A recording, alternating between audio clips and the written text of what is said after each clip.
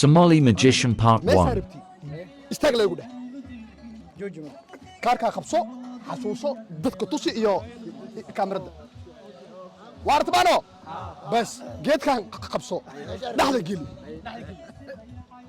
yala baadheeso baandheeso asaa dalbade waa lagu qancina ujida ama sidii marka fiiri mata waa iska baxa marka fiiri haddaa hal mar saan dhaho hal kaaraa biibooy hawadu ku jiro